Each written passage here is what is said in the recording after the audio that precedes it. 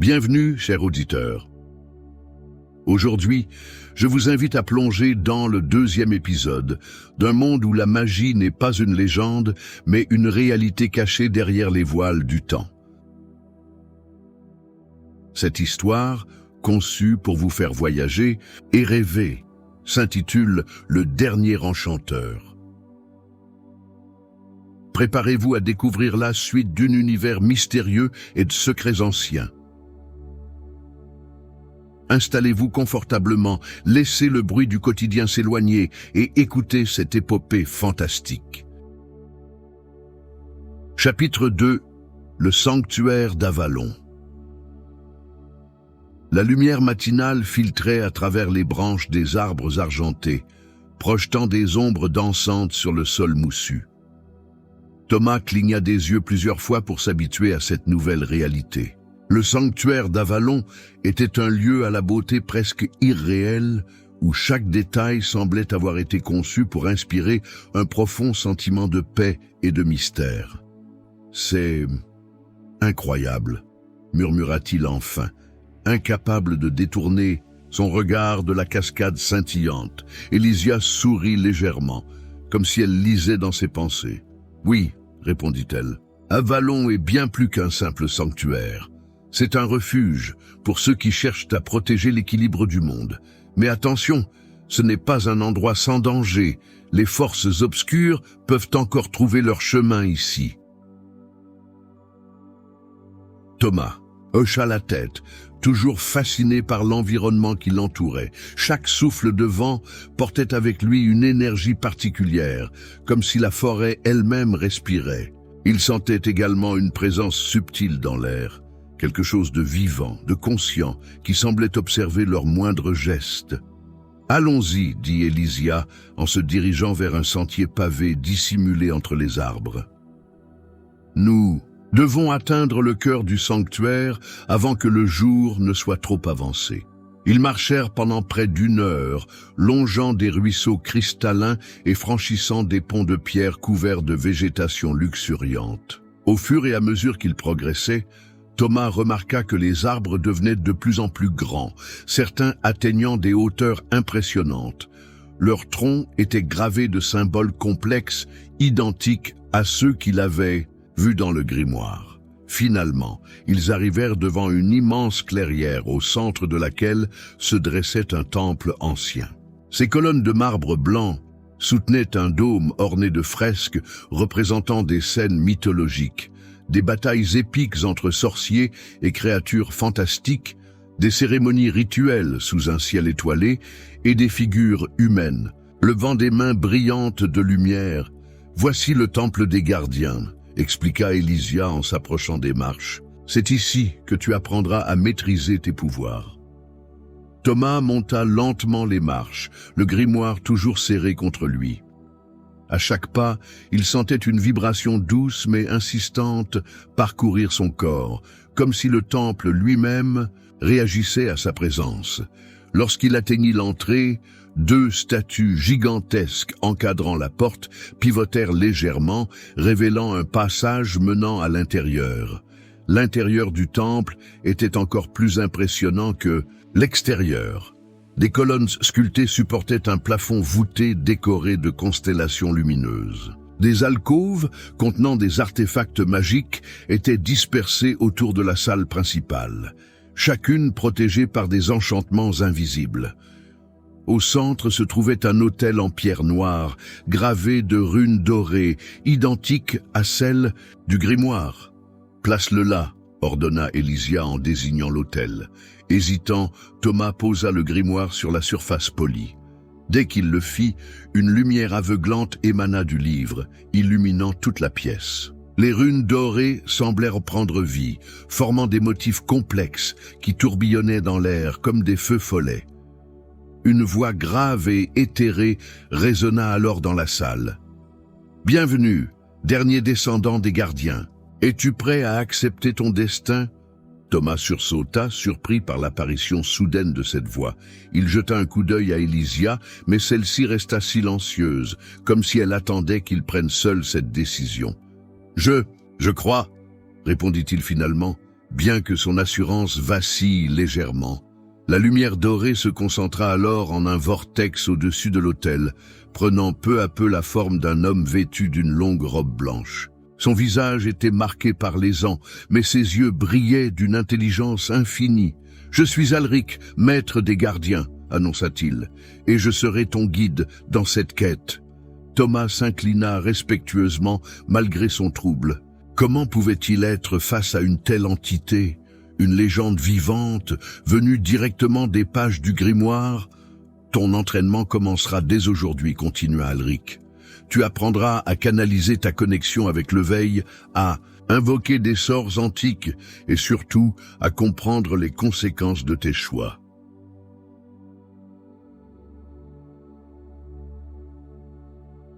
Les jours suivants furent éprouvants pour Thomas. Sous la supervision d'Alric et d'Elysia, il passa des heures à étudier les pages du grimoire, mémorisant des incantations, pratiquant des exercices de concentration et affinant ses compétences au combat avec l'épée donnée par Elysia. Chaque séance révélait une nouvelle facette de sa puissance naissante, mais aussi les dangers inhérents à sa manipulation. Un après-midi, alors qu'il s'entraînait dans une clairière proche du temple, il essaya d'invoquer un sort de protection enseigné par Alric. Concentré, il prononça les mots anciens inscrits dans le grimoire, levant sa main droite vers le ciel. Une bulle de lumière dorée apparut autour de lui, pulsant doucement comme un cœur invisible. Mais juste au moment où il pensait avoir réussi, la bulle se fissura soudainement, libérant une onde de choc qui renversa plusieurs arbres alentour. Thomas tomba à genoux, haletant, tandis qu'Elysia accourait à ses côtés. « Que s'est-il passé ?» demanda-t-elle inquiète. « J'ai perdu le contrôle », avoua Thomas honteux. « Je ne sais pas pourquoi. » Alric, qui les observait depuis l'ombre des arbres, intervint calmement. « La magie est un outil délicat, Thomas. Elle demande non seulement une grande discipline, mais aussi une compréhension profonde de toi-même. Si tu laisses tes émotions ou tes peurs guider tes actions, tu risques de provoquer des catastrophes. » Ces paroles restèrent gravées dans l'esprit de Thomas. Il réalisa que maîtriser ses pouvoirs ne serait pas simplement une question de technique, mais aussi de développement personnel. Il devrait apprendre à contrôler ses propres failles intérieures pour éviter de succomber aux tentations sombres. Pendant ce temps, l'ordre du vide continuait de traquer leurs traces. Un soir, alors que Thomas méditait près du lac, Elysia surgit précipitamment. « Ils sont proches », annonça-t-elle, son visage marqué par l'inquiétude. « Nous devons nous préparer à les affronter. » Thomas se releva immédiatement, ses doigts effleurant instinctivement le manche de son épée. « Qu'est-ce qu'on fait ?»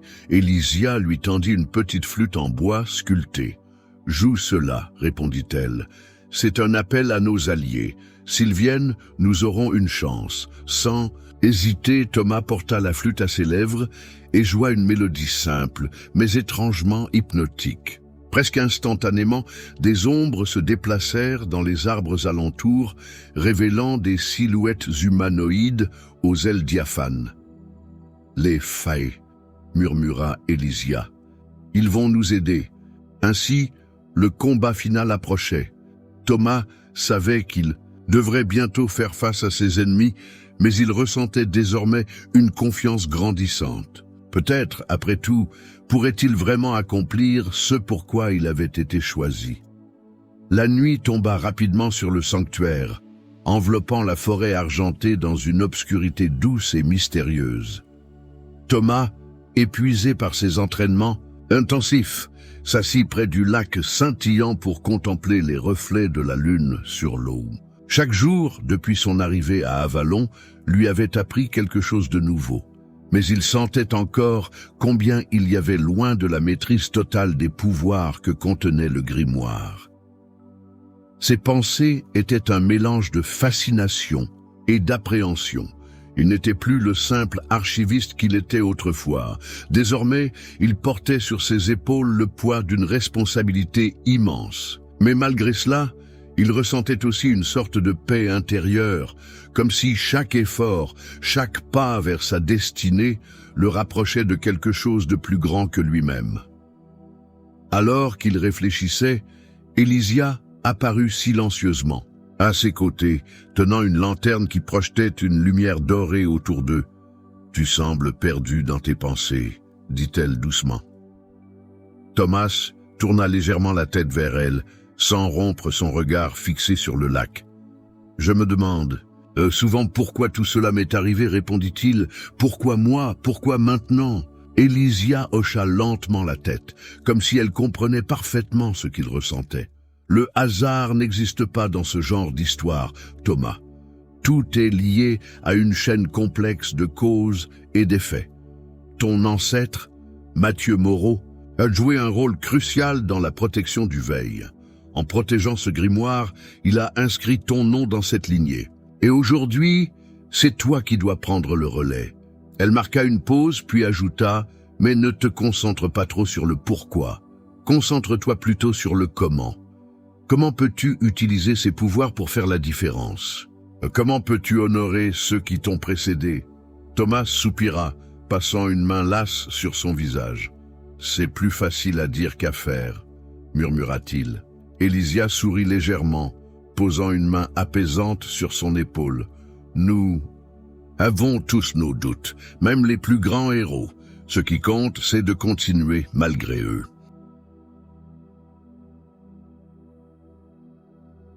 Les jours suivants furent rythmés par des sessions d'entraînement toujours plus exigeantes. Alric supervisait chaque mouvement de Thomas avec une rigueur implacable, corrigeant ses erreurs et renforçant ses points forts. Un matin, après une séance particulièrement ardue, consacrée à la maîtrise des sorts défensifs, Thomas se retrouva seul dans la clairière centrale du sanctuaire. Il décida de tester ses compétences en essayant un sort qu'il n'avait encore jamais tenté, un bouclier mental capable de repousser les attaques psychiques.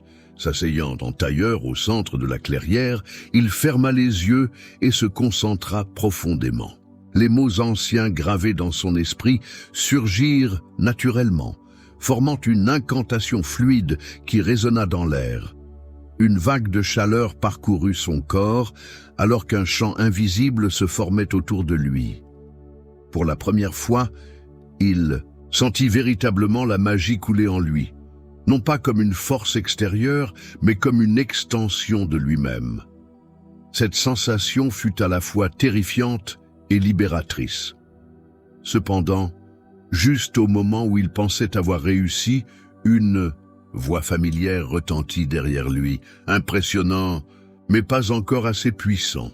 Thomas ouvrit brusquement les yeux et se retourna. Devant lui se tenait une silhouette encapuchonnée, dont les contours vacillaient légèrement, comme si elle n'appartenait pas entièrement à ce monde. « Qui êtes-vous » demanda-t-il instinctivement, levant une main pour activer son bouclier mental. L'inconnu éclata d'un rire sec, retirant partiellement son capuchon pour révéler un visage marqué par les années, mais aux traits empreints d'une intelligence glaciale. « Appelez-moi Kael, répondit-il. Je suis un messager de l'ordre du vide, et je suis ici pour vous offrir une proposition. » Thomas fronça les sourcils, méfiant. « Une proposition ?» répéta-t-il. « Vous voulez dire trahir mes alliés et rejoindre votre organisation maléfique ?» Kael haussa les épaules, comme si la question ne le concernait pas vraiment. « Appelez ça comme vous voulez. Mais laissez-moi être clair. Nous savons que vous êtes le dernier gardien. Nous savons aussi que vous n'êtes pas prêt à affronter ce qui vient.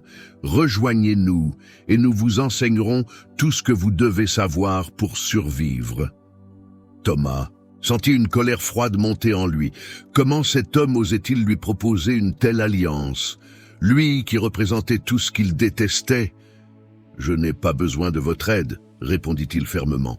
« Je trouverai mon propre chemin. » Kael sourit, un sourire qui n'atteignait pas ses yeux. « Comme vous voudrez, » dit-il simplement. « Mais rappelez-vous, lorsque vous tomberez face à vos limites, nous serons là pour vous accueillir. Sur ces mots, sa silhouette s'évanouit dans une brume noire, laissant Thomas seul dans la clairière. Cette rencontre inattendue pesa lourdement sur Thomas durant les jours suivants. Bien qu'il eût rejeté l'offre de Kaël, il ne pouvait s'empêcher de se demander si ses propres forces seraient suffisantes pour vaincre l'ordre du vide. Chaque entraînement semblait désormais plus intense, chaque test plus difficile. Mais, au lieu de céder à la peur, il décida de redoubler d'efforts. Un soir, alors qu'il méditait dans sa chambre au cœur du temple, une idée germa dans son esprit. S'il devait vraiment surpasser ses adversaires, il devrait explorer davantage les pages du grimoire. Jusque-là, il n'avait utilisé que les sorts basiques enseignés par Alric, mais peut-être y avait-il d'autres secrets cachés entre ces lignes. Ouvrant le grimoire avec précaution, il se plongea dans ses pages jaunies. Ses doigts effleurèrent des runes complexes qu'il n'avait encore jamais étudiées, tandis que ses yeux déchiffraient des descriptions de rituels interdits et de créatures légendaires. Au fur et à mesure qu'il avançait, il sentit une connexion croissante avec le livre, comme si celui-ci lui transmettait directement ses connaissances. C'est ainsi qu'il découvrit un passage fascinant, un rituel capable de lier temporairement un gardien à une créature mythique, augmentant ainsi considérablement ses pouvoirs. Intrigué, Thomas décida de consulter Élysia avant d'essayer quoi que ce soit. Le lendemain matin, il la trouva dans la bibliothèque du temple, entourée de parchemins anciens et de tomes poussiéreux. « J'ai trouvé quelque chose », commença-t-il, brandissant le grimoire. Un rituel pour invoquer une créature mythique et fusionner avec elle pendant un court laps de temps. Élysia releva les yeux, visiblement intéressée. « Cela pourrait être dangereux, dit-elle prudemment. Mais si bien exécuté, cela pourrait également te donner un avantage considérable contre l'ordre du vide. » Elle se leva et s'approcha de lui, examinant attentivement le passage en question. « La créature en question est appelée le phénix. D'argent, continua-t-elle. Une bête légendaire, symbole de renouveau et de puissance. Si tu réussis à l'invoquer, tu pourrais atteindre un niveau de force inimaginable. »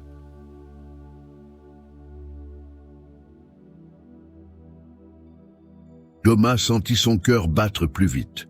L'idée de fusionner avec une créature aussi puissante le remplissait à la fois d'excitation et de crainte. « Quand pouvons-nous commencer ?» demanda-t-il finalement. Ce fut ainsi que Thomas se prépara pour l'invocation du phénix d'argent. Avec l'aide d'Élysia et d'Alric, il dressa un cercle sacré au centre de la clairière, gravant des runes spécifiques dans le sol et disposant des objets rituels autour de lui. Lorsque tout fut prêt, il prit une profonde inspiration et commença l'incantation. Les mots résonnèrent dans l'air, vibrant d'une énergie presque palpable. Peu à peu, une lumière aveuglante émana du cercle, prenant la forme d'une immense créature ailée aux plumes argentées étincelantes. Le phénix d'argent apparut devant lui, son regard perçant fixé sur Thomas. Dans un éclair de lumière, leurs deux êtres fusionnèrent, créant une union temporaire mais puissante. Thomas sentit sa perception du monde changer complètement. Ses sens étaient amplifiés, sa force décuplée, et une chaleur vivifiante parcourait chacune de ses cellules. Mais cette puissance avait un prix. À mesure que le rituel progressait, il sentit une tension croissante dans son esprit, comme si le phénix cherchait à prendre le contrôle total de son corps. Se concentrant de toutes ses forces, Thomas résista, rappelant à lui-même pourquoi il avait choisi cette voie. Finalement, la fusion se termina, laissant Thomas épuisé mais triomphant. Il savait désormais qu'il possédait une arme redoutable, et contre l'ordre du vide, une arme qu'il devrait utiliser avec sagesse.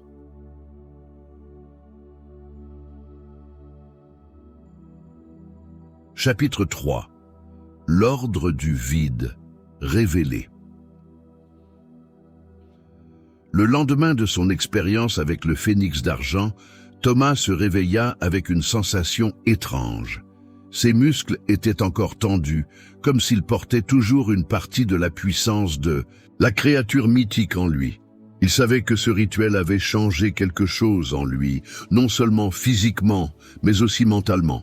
Chaque mouvement qu'il faisait semblait plus fluide, chaque pensée plus claire. Cependant, cette transformation n'était pas sans conséquences. Tandis qu'il prenait un petit déjeuner frugal dans la grande salle commune du temple, Élysia vint s'asseoir à ses côtés, l'air grave. « Nous avons reçu des nouvelles », commença-t-elle sans préambule.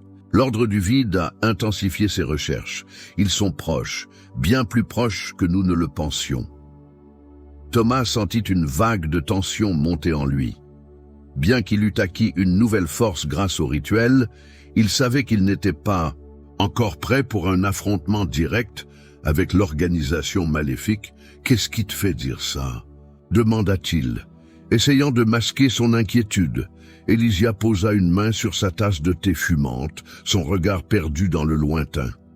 Des espions fidèles à Avalon ont rapporté des mouvements suspects près des frontières du Veil. Les membres de l'ordre cherchent activement des points faibles dans la barrière magique qui sépare notre monde du royaume des ombres. S'ils y parviennent, ils pourraient libérer des forces que personne ne peut imaginer contrôler. Un silence pesant s'installa entre eux. Thomas contempla la surface brillante de son thé, essayant d'assimiler ces informations. Si l'Ordre du Vide réussissait à briser le Veil, cela signifierait non seulement la fin de son propre combat, mais aussi celle de l'équilibre fragile entre les mondes. « Que devons-nous faire ?» demanda-t-il enfin. Élysia soupira, visiblement partagé entre plusieurs options. « Nous devons agir rapidement, mais avant tout, il est crucial que tu comprennes mieux ton ennemi. Ce n'est pas seulement une organisation composée de sorciers, noirs ou de mercenaires, c'est bien plus que cela. » Sur ces mots, elle se leva et fit signe à Thomas de la suivre. Ils traversèrent les couloirs labyrinthiques du temple jusqu'à une petite bibliothèque dissimulée derrière une tenture ancienne. Là, Élysia sortit un vieux parchemin jauni, couvert de runes complexes et de descriptions cryptiques. « Voici l'histoire de l'Ordre du Vide », expliqua-t-elle en déroulant doucement le document. « Ils ont été fondés il y a des siècles par un groupe de mages ambitieux qui aspiraient à dépasser les limites imposées par la nature. Pour eux, le Veil n'était pas une protection nécessaire, mais une prison qui empêchait l'humanité de réaliser son plein potentiel. » Elle pointa du doigt une section du parchemin où était représentée une figure humanoïde, entourée d'une aura sombre. Leur chef, un homme connu sous le nom de Malakar, croyait que seule la destruction totale du Veil permettrait aux humains de maîtriser les forces primordiales du cosmos. Mais cette voie n'était pas sans danger. En manipulant des énergies interdites, ils ont attiré l'attention de créatures issues du royaume des ombres, des entités assoiffées de pouvoir et de chaos. Thomas fronça les sourcils, essayant de comprendre les implications de ce qu'elle disait. « Alors, ils ont pactisé avec ces créatures ?» Élysia hocha gravement la tête. « Exactement. En échange de pouvoirs prodigieux, ils ont accepté de servir comme vecteurs pour leur invasion. Cependant, ces créatures ne sont pas faciles à contrôler. Plusieurs membres fondateurs de l'ordre ont péri sous leurs griffes, mais ceux qui ont survécu ont appris à utiliser ces forces à leur avantage. » Elle marqua une pause, fixant Thomas droit dans les yeux. « Aujourd'hui, l'Ordre du Vide est dirigé par un conseil secret composé de quelques individus extrêmement puissants. Parmi eux, Kael, celui que tu as rencontré, est considéré comme l'un des plus dangereux. Mais il n'est qu'un pion dans un jeu beaucoup plus grand. »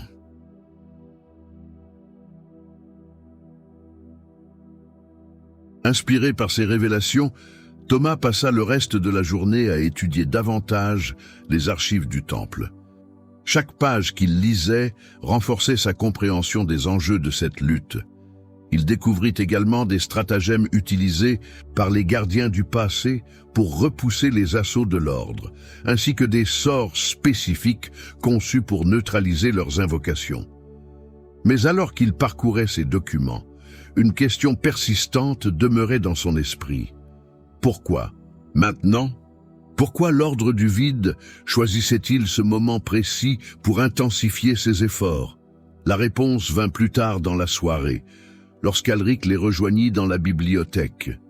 Son expression habituellement calme trahissait une certaine urgence. « Nous avons identifié une faille potentielle dans le Veil », annonça-t-il. « Elle se trouve près des montagnes brumeuses à l'extrémité nord du continent.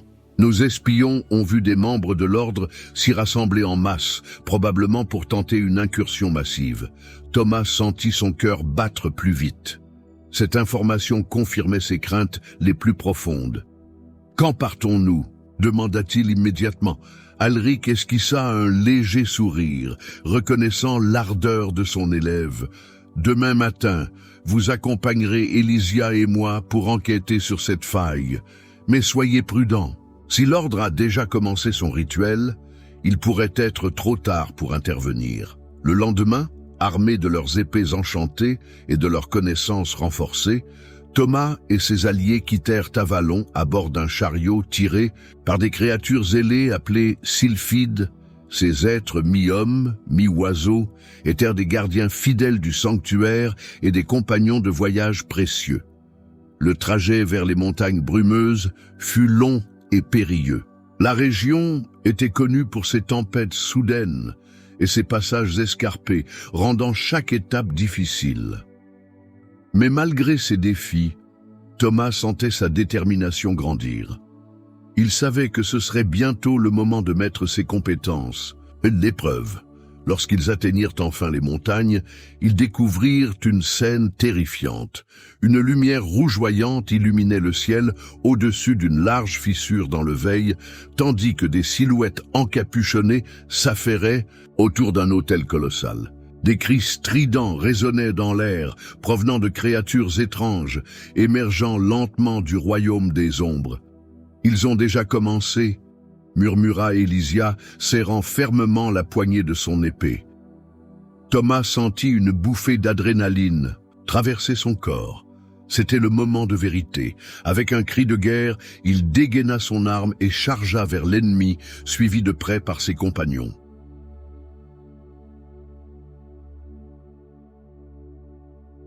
La charge de Thomas fut rapide et impétueuse, mais calculée. Il savait que chaque mouvement comptait dans cette bataille cruciale. Lorsqu'il atteignit les premières lignes des membres de l'Ordre du Vide, son épée gravée de runes trancha l'air avec une précision redoutable. Les encapuchonnés, malgré leur nombre impressionnant, semblaient pris au dépourvu par la rapidité de l'attaque. Un homme brandissant une dague noire surgit devant lui, tentant de bloquer sa progression. Sans hésiter, Thomas esquiva le coup avec agilité, utilisant une technique qu'Alric lui avait enseignée durant ses entraînements. D'un geste fluide, il frappa l'assaillant à l'épaule, envoyant celui-ci s'effondrer dans un cri étouffé. Mais ce n'était qu'un début. Derrière eux, les créatures émergeant du Veil se multipliaient rapidement. Elles étaient difformes, leurs corps couverts de plaques écailleuses ou de chair putréfiée. Leurs yeux brillaient d'une lueur rougeoyante, témoignant de leur soif de destruction. L'une d'entre elles bondit vers Elysia, qui réagit instantanément en lançant une volée d'éclairs dorés depuis sa flûte enchantée. La créature hurla avant de se désintégrer en particules sombres. Thomas, concentré sur son objectif principal, stopper le rituel, continua d'avancer vers l'autel colossal. Chaque pas était un défi. Chaque adversaire une épreuve supplémentaire. Mais il sentait que quelque chose en lui avait changé. Ce n'était plus seulement un archiviste perdu dans une aventure fantastique. C'était un gardien prêt à défendre l'équilibre du monde. Soudain, une voix familière retentit derrière lui. « Vous êtes bien imprudent, Moreau. » Kael apparut, encadré par 2 gardes armés de glaives noirs. Son sourire narquois semblait taillé dans le marbre, immuable malgré la gravité de la situation. « Je vous avais prévenu, » poursuivit-il. « Votre résistance est vaine. Nous avons déjà percé le Veil. Rien ne peut arrêter ce qui va suivre. » Thomas serra les dents, levant son épée en position défensive. « Nous verrons ça, » répondit-il froidement. Sans attendre davantage, il fonça, droit sur Kael. évitant habilement les coups des gardes. Malgré leur force brute, ils manquèrent de finesse, ce qui permit à Thomas de les désarmer rapidement. Kael, quant à lui, recula lentement, observant chaque mouvement de son adversaire, avec une attention inquiétante. « Impressionnant », admit-il finalement. « Mais même vos nouveaux pouvoirs ne suffiront pas contre moi. » Sur ces mots, Kael leva les mains, invoquant une sphère d'énergie noire qui tourbillonna autour de lui avant de fondre sur Thomas. Celui-ci activa instinctivement son bouclier mental, repoussant l'attaque avec effort. Bien que la collision eût été violente, il réussit à maintenir son équilibre, prêt à riposter. Cependant, alors qu'il cherchait à contre-attaquer, une explosion soudaine secoua toute la zone. Alric, qui avait rejoint le combat, venait d'incanter un puissant sort de feu pour disperser plusieurs créatures menaçantes. Profitant de la confusion momentanée, Thomas se rua vers l'autel central, où 3 prêtres de l'ordre chantaient une incantation sinistre. Arrivé à destination, il découvrit avec horreur que la fissure dans le veil s'élargissait à vue d'œil, libérant toujours plus de créatures effrayantes. Si le rituel n'était pas interrompu immédiatement, il serait impossible de refermer la brèche. Avec un cri de rage, Thomas abattit son épée sur l'autel, brisant une partie de sa structure. Les prêtres, pris de panique, tentèrent de fuir, mais ils furent rapidement neutralisés par Elysia et Alric. Cependant, la destruction de l'autel ne suffit pas à stopper complètement le processus. La fissure continuait de pulser, comme si elle avait acquis une vie propre. Comprenant que des mesures plus drastiques étaient nécessaires, Thomas se tourna vers le grimoire accroché à sa ceinture. S'il y avait une solution, elle devait être inscrite dans ces pages. Ouvrant fébrilement le livre, il parcourut rapidement les runes et les descriptions jusqu'à tomber sur un passage prometteur, un rituel capable de sceller temporairement une faille dans le veil. Mais ce rituel avait un prix. Il nécessitait non seulement une immense concentration, mais aussi une connexion personnelle avec la magie primordiale qui soutenait le voile. En d'autres termes, cela signifiait que Thomas devrait puiser profondément dans ses propres ressources, risquant ainsi de compromettre sa santé mentale et physique. Il jeta un regard vers Elysia et Alric qui combattaient encore farouchement les derniers survivants de l'ordre. Puis, prenant une profonde inspiration, il décida d'agir. Placé juste devant la fissure, il commença à réciter les mots anciens, inscrits dans le grimoire. Chaque syllabe semblait vibrer dans l'air, créant une résonance mystérieuse qui fit trembler le sol sous ses pieds. Progressivement, il sentit son corps se transformer. Ses veines brillèrent d'une lumière dorée, tandis qu'une chaleur intense envahissait chacune de ses cellules. Les créatures émergeant du veil, attirées par cette source de pouvoir, se ruèrent vers lui.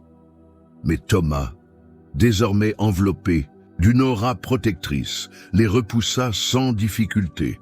Sa volonté était claire, il devait sceller cette faille, quelles que soient les conséquences. Au fur et à mesure que le rituel progressait, la fissure commença à se rétracter. Les hurlements des créatures prisonnières du royaume des ombres se mêlèrent aux grognements des membres de l'ordre qui tentaient de reprendre le contrôle. Mais Thomas resta imperturbable, concentrant toute son énergie sur l'accomplissement de son objectif. Finalement, après ce qui lui sembla être une éternité, la fissure disparut complètement, emportant avec elle les dernières traces des créatures infernales. Le silence retomba sur la montagne, ponctué uniquement par les respirations haletantes des survivants. Épuisé, Thomas s'effondra à genoux, ses forces presque totalement épuisées. Elysia accourut à ses côtés, posant une main rassurante sur son épaule. « Tu l'as fait », murmura-t-elle, visiblement soulagée. Alric, qui avait terminé de nettoyer la zone de tout danger, s'approcha également. « Cela demandera du temps pour renforcer le veil définitivement, » dit-il calmement. « Mais grâce à toi, nous avons évité une catastrophe majeure. Thomas releva légèrement la tête, son regard reflétant une fatigue mêlée d'accomplissement. « Est-ce vraiment fini ?» demanda-t-il faiblement. Elysia secoua doucement la tête. « Non, pas encore. L'ordre du vide existe toujours, et ils ne renonceront pas aussi facilement. Mais tu as prouvé aujourd'hui que tu es capable de les affronter. » Elle ajouta avec un sourire encourageant. « Maintenant, il est temps de te reposer. Demain sera un autre jour, et nous aurons besoin de toi plus que jamais. » Tandis que la nuit tombait sur les montagnes brumeuses, Thomas ferma les yeux, laissant le sommeil apaiser son esprit fatigué. Il savait que la guerre contre l'ordre du vide n'était qu'à ses débuts, mais il était prêt à continuer cette lutte, quoi qu'il arrive.